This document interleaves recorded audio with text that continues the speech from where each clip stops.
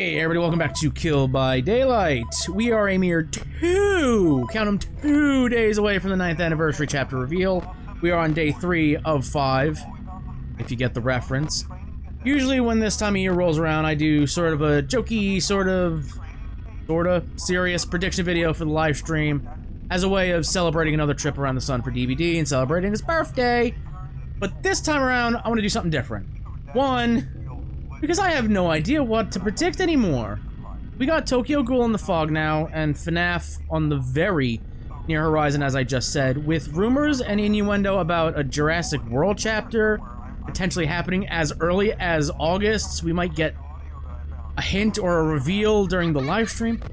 How am I supposed to one-up that? How am I supposed to think out the box and be like, yo, imagine if this happened? It's like that chick I knew in high school who would only date clowns. Fucking bonkers. Hello? Ain't no way I can one-up that and make a goofy like, oh, imagine if this happens, because everything is off the table now. Hi. And reason number B, the FNAF chapter is my most anticipated chapter of all time. That isn't about a machete-wielding zombie man in a hockey mask. So today, I want to run down what I, a longtime FNAF fan, as the title of this video probably says, want from this upcoming chapter. I will be doing a reaction video like every other year, and that will be up the day after the anniversary stream, just like every other year. Which is a Saturday this year because PAX and Behavior got invited to PAX. Because it's like the biggest chapter of all time currently. But also, they seemingly wanted to screw up my scheduling, but it's not in its normal Tuesday time slot, so I won't be able to react to it live in real time, but I will do my best to steer away from any and all info until I am able to watch it and enjoy it. But you know, things happen and people don't tag things, and I'm only human. A little bit of history before we start off. I have been a fan for almost a decade. I was a little late to the party. If I wasn't, I might have met a grisly end by the hands of a man in a yellow rabbit costume. By the way, if you're one of those people saying that FNAF shouldn't be in DVD because it's a kids game, you might want to learn the lore and the story. You might change your mind about the bloody details. And if you're saying Springtrap doesn't belong amongst horror icons like Freddy and Bubba, well, I think I have a clip prepared for that one. Like Kieran Autumn in the Hall of Fame, son. Right beside the greats, allow me to name some. Chucky, Norman Bates, Michael and Jason, Pennywise and Freddy, the glove with the blades one. Anywho, I started playing FNAF games about a year and a half after FNAF 1 came out. Like I said, a little late to the party. February 2016, although probably a little earlier than that, because that's when I started my sorta yearly series FNAF-February on the other channel. So it's probably like January 2016, but we're splitting hairs here. Hairs? Rabbits? Go check out the other channel if you're interested. Lots of FNAF content over there. But I've been a fan of this franchise for, oh god, basically a third of my life now. So there are certain things from the past decade of FNAF that I personally, keyword I, want to see included. Someone used one of the suits. We had a spare in the back, a yellow one. Someone used it. The killer is going to be Springtrap. Unclear who that is, new to FNAF, want a crash course and an explanation of who the hell that might be? I'll let the legend himself, MatPat, explain.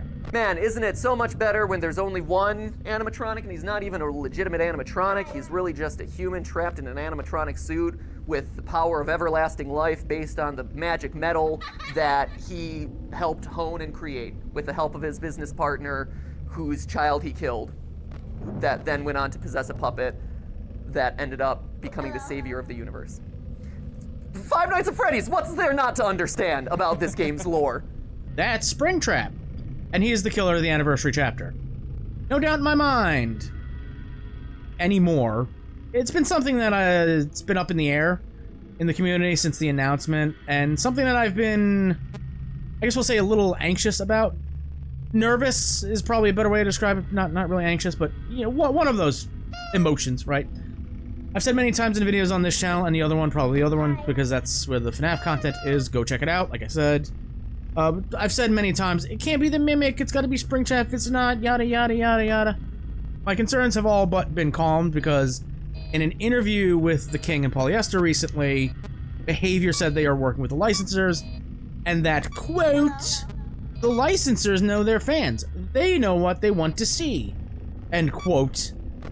There's one man holding the rights to FNAF, and it ain't Steel Wool Studios, it ain't Blumhouse. It's Scott Cawthon. He has been asked, several thousands of times over the past decade, when will Springtrap come to DVD? He's very protective of his IP. It's his baby. Why shouldn't he be? That's why FNAF isn't in, and probably will never be, in Fortnite. He's not going to license his IP out and say, put this character that's been in one DLC and that has maybe 3 minutes of screen time total. That's who the fans really want. Yeah, nah. It's gonna be the main villain of the franchise for the better part of a decade. Literally. FNAF 3 came out March 2nd, 2015. Happy birthday, Springtrap. See you soon, Mr. Afton. On top of that official response, I've been paying close attention to leaks. More than I usually do because of my concerns about this chapter. I check out leaks from time to time, like, oh, that's neat. Okay. This time I've been very intent on, like, okay, what did people compare? The Pepe Sylvia conspiracy board, right? Ruthless, a very, very reliable leaker, one that I have respect for and trust, had screenshots of the Houndmaster's concept art before she was even announced. He said that Tokyo Ghoul was the March chapter, and that it would have a Rize skin, and said that it is Springtrap and he'll have an X. For some reason, I have thoughts on that one, but we'll wait till the official reveal. Ruthless has also been dropping teasers related to Springtrap over on Twitter for the better part of, oh god, I think 2 months now. From subtle stuff to just outright saying that someone who had a new Twitter account after their other one got banned was, quote, like the Anniversary Killer, they always come back. Hello. Can't get any more on the nose with that one. But like I said, I now sit patiently, or I guess impatiently, for the official announcement in, 2 days, like I said before. I love those old characters. Did you ever see Foxy the Pirate? He was always my favorite. Skins! Tweet confirmed on Twitter what I have been saying for years now. This chapter will have probably the largest amount of cosmetics ever. This chapter is going to be the biggest, most successful chapter in DBD history. The only way you get bigger is if Jason Voorhees is actually in the game, which, again, bonkers, could happen probably maybe next year. It's going to bring in a lot of new players, and you need to accommodate them accordingly, as well as the players who are currently playing DBD, say for 5+ years now, and that have been a fan of FNAF for a decade. Now you have to accommodate them properly. Yeah. Springtrap needs to have at least 11 skins, bare minimum at launch. No exceptions. The core 4, Freddy, Bonnie, Chica, Foxy. We have new and updated models for everyone from the first 6 games, thanks to Help 1 and 2, and 1, both of them. So that shouldn't be a massive problem to, like, just like, oh, we have updated references. It's not just, like, 2.5D models, right? The Pizzaplex 4, Glamrock Freddy, Glamrock Chica, Monty, and Roxanne. And finally, the 3 Pizzaplex villains, Vanny, Glitchtrap, and Mimic. I thought you didn't like the Mimic. I don't! I hate him. I think he's bad. I started my playthrough of the Ruin DLC with a 15-minute rant of why I hate that dude. But that doesn't mean he shouldn't be included as a skin. He's going to be carrying this franchise for the foreseeable future, unless something weird happens in his own mainline game. He should be represented. Then as time goes on, Behavior can release more skins for the toy variants, the Sister Location Gang, the Phantom variants, the Nightmare variants, the Pizza Sim characters, the Ruin characters, the Help Wanted crew, and even the mobile game characters if they want to get real weird with it. Behavior and Scott are going to make a fortune off of this chapter for years to come. Probably the next decade of DBD into DBD 2 and potentially DBD 3. For years. Decades at this point. I can promise you that. And now pass some of that fortune over to Kellen Goff and have him do the voices for his iconic characters. Ideally, the characters that talk would, you know, have voice lines, since we do that now and have done that for a little bit, but especially his characters. You do that, and I will never remove a potential sun or moon or eclipse skin ever. Kellen is the GOAT when it comes to bringing FNAF characters to life, and I think he needs his spot in this game, if at all possible. Welcome to Freddy Fazbear's Pizza, a magical place for kids and grown-ups alike, where fantasy and fun come to life. The map! It's the anniversary chapter, so it's gotta be big, it's gotta be huge, it's gotta be a full chapter. Based on the past licensed anniversary chapters, the map should be FNAF 2's restaurant. Why not Fazbear Frights? They could do that, but it does break the mold behavior themselves have set over the past few years and anniversary chapters. Silent Hill had the big bad from Silent Hill 2, the protag from Silent Hill 3, and the school as the map from Silent Hill 1. The Resident Evil chapters was a combination of RE2 and 3, with Nemesis and Jill being from RE3, while Leon and RPD were from 2. So why break the mold with FNAF? The only reason I can see is the man himself, Scott Cawthon. We mentioned him before. If he wants every era of FNAF represented, it is the 10-year anniversary, or at the 11th year anniversary, technically. Last year was the 10th anniversary. Weird. We could see Springtrap come in with the Mega Pizzaplex as the map, and it would be great. It's a big old map. There's a lot of different rooms you could do, and like, if any map needs 5 different variations, it is the Pizzaplex, because you have all of these crazy rooms that are very different from each other and would be cool to explore in a 3D space in Dead by Daylight. But I think FNAF 2 is the best bet because you can have the main part of the map be the pizzeria with an outside parking lot area that wraps around the entire building, kind of like Mount Ormond Resort or Greenville. Maybe not as big as Greenville, but similar to that. Or, hear me out now, the map has 2 main buildings connected by an outdoor parking lot area. I believe in the lore, FNAF 1 and FNAF 2's pizzerias, they are 2 different pizzerias, yes they are. They were like mere feet from each other, I think? Like not even down the street, they were on opposite sides of the same strip mall. I think that's how the lore goes. I think. I'm probably wrong about it, but why not? It would be very different than every other map, and you can include a lot of Easter eggs on the outside or out of bounds areas, like a familiar grassy hill with 6 unmarked gravestones on it. Or maybe they are marked and you can give lore reveals, Scott. Or a Fall Fest tent, since that's the big theory in the community currently. Maybe the sky is a crimson red, referencing FNAF 4's main screen. Maybe off in the distance is the Afton house. Father, it's me, Michael. I did it. I found it. It was right where you said it would be. Survivor! A full chapter needs a survivor. Or 2. Hear me out, again. Over on Twitter, Ruthless tweeted this, and then responded to someone asking him if Michael Afton was the survivor, and he responded with this.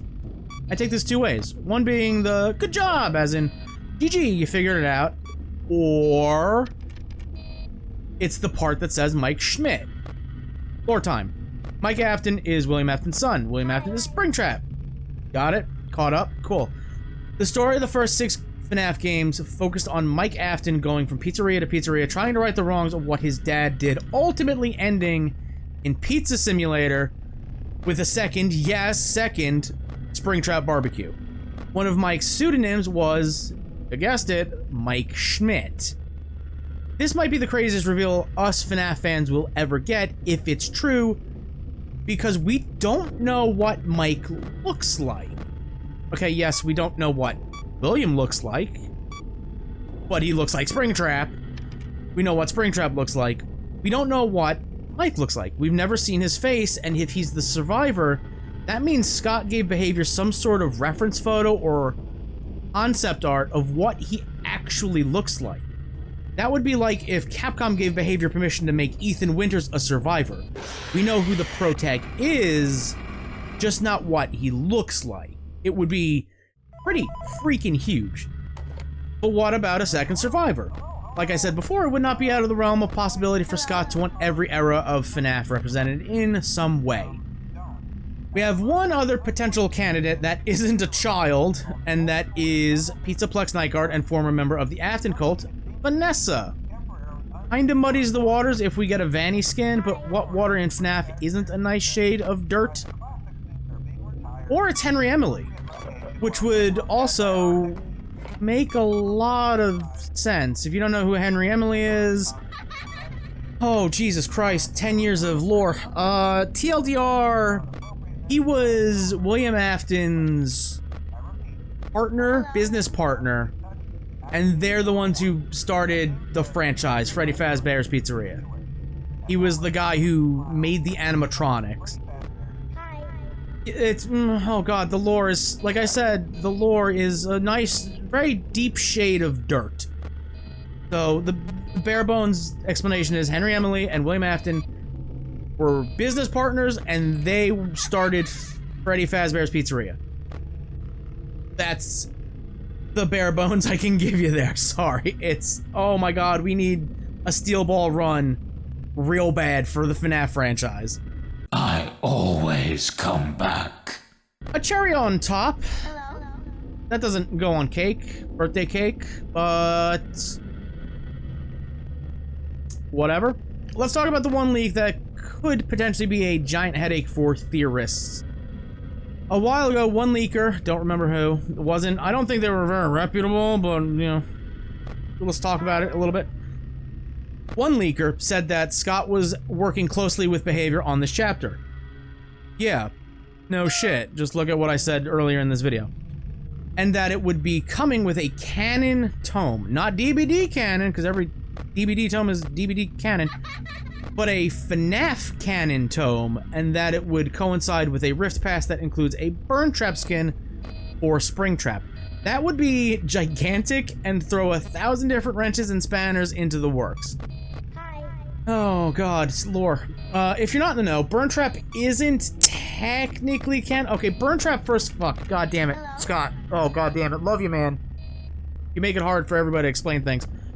Burn Trap in Security Breach. Remember that second barbecue I talked about? Springtrap barbecue? Yeah, that happened. God, X number of years later, we're going Mega Man rules here. X number of years later, Security Breach happens, you get to the end of Security Breach, one of the endings, Springtrap's burnt carcass. He's burnt to hell and back again. Stumbles out of a regeneration pod. And it is the community given, he has no canon name, but the community has called him Burn Trap. Caught up? Cool. He isn't technically canon because he's only in one of the Security Breach endings that isn't the canon ending, because the Ruin DLC confirmed the Princess Quest ending is canon, and he ain't in there. Got it? Okay? Confused? Join the club. Everybody who plays FNAF is confused. So if Scott writes a tome that says Burn Trap exists and labels him as Burn Trap, we have a name, hell yeah. But if he says Burn Trap exists and is canon, well, I'll just say Tom over on Game Theorist is going to have a lot of theories to reconsider. Because that would mean that William Afton, the shambling golden rabbit zombie man, is still in play as a main villain. It's not just the Mimic doing all the heavy lifting going forward. Two cybernetic murder machines roaming around at the same time would actually make for a pretty interesting story, especially if Mike is still kicking around, helping Greg and friends. It would also mean that Afton actually won, something main villains don't usually do. He achieved his goal of becoming immortal, becoming eternal. Either way, I hope we do get a super special awesome tome from Scott, and that it hopefully clears up what the fuck that amorphous black blob with Funtime Freddy's face was at the bottom of the sinkhole. If you have no idea, if you've never played a FNAF game, you just heard me say those words and went, he's having a stroke. Stroking out here, stroke. Yeah, if you are in the know, like, what the fuck is that, Scott? It's got as much screen time as the Mimic, and then it just takes Burn Trap away in his ending. It's like Moe saving Homer from that boxing match. He comes down in a flying suit and whisks him away, like... What? There's got to be some explanation there. I know it might not be a canon ending, but if there is a tome, maybe that the blob picked him up, whisked him away, and Entity was like, no, he come back, he's mine, and yoinks him out of his grasp. I don't know, man. There's so many things in FNAF. I love the franchise because of the dark, twisted story that Scott has weaved over 10 goddamn years. And some of it is just like, what the fuck are you doing? Why? Why is this a thing? Huh? Okay, sure. Sure, man. The books, the movies, plural now, and the games, are they all tied to the canon? The one canon? Or the books influence what the games do? And it's hard being a FNAF fan. That's the point I want to end this video on. Scott Cawthon has made it very hard to be a fan of his franchise. With all the weirdness and, like, nothing's ever straightforward. And I don't think it ever will be. That's kind of the fun of it, but also the headache-inducing part of it. Yeah. I think we'll end the video on that one. There's a lot I want to happen with this chapter. Number one, Springtrap. Obviously, if it's not, I'll be shocked. I'll be shocked. Yeah, that's, yeah. I hope it's a cool power and not what people are saying it is. Not what the leaks are saying, because, God, it makes no fucking sense. I've tweeted about it, just be like, why? Scott wouldn't want that. Why would that be it? So, nobody really knows, so that's the biggest thing going into this reveal. It's like, nobody has concrete leaks or information about what the power is, who the killer is. And that's great. Like, they're cracking down on leaks super hard. Like, they just nuked, DVD Leaks Discord. Fantastic. That's fantastic. I like being surprised. I like when they, I don't know, some random fucking Wednesday in, like, June 2024 are just like, hey, by the way, Dead by Daylight X Five Nights at Freddy's is happening. It is really happening. You're gonna have to wait a fucking year for it. Patiently, impatiently, you have to wait 365 goddamn days for it. But it's happening. Like, I like that. Like, one of my most favorite times in this franchise's history is, like, just scrolling through Twitter and then, like, oh, by the way, the Ring chapter is happening. Like, oh, shit, oh, okay. That's fun. I like the surprises that they come up with. I like paying attention to leaks. Just be like, oh, that'd be cool if that happens. But I also really like being surprised, so it's exciting. It's an exciting time. My voice is going because I've been recording way too long for this video. More than you know. Yeah. But with that said, I am incredibly excited for the stream, as I think everybody should be. It's the anniversary stream. We're gonna get a lot of stuff. Hopefully, big reveals, big teases, and a good roadmap for what the 9th year of Dead by Daylight looks like, heading into, oh my god, 10 years? In 1 year's time, it'll be a decade old. Holy crap. But, incredibly excited, nonetheless, for everything that's about to go down in a few days. It's gonna be a big time, man. It's gonna be a big time for this, this game, this community. It's going to explode exponentially in player base, and with all the changes they've made with the Project Health stuff, I foresee it holding a lot of those new players that are coming in because of the chapter. And that's pretty cool. That's a pretty cool time to be a DBD fan. But, for now, hope you all are excited for the stream as well. I thank you all for watching. If you enjoy what you witness, hook the like button, more subscribe button, bing bong that bell, and until next time, I will see you in the fog. Good luck.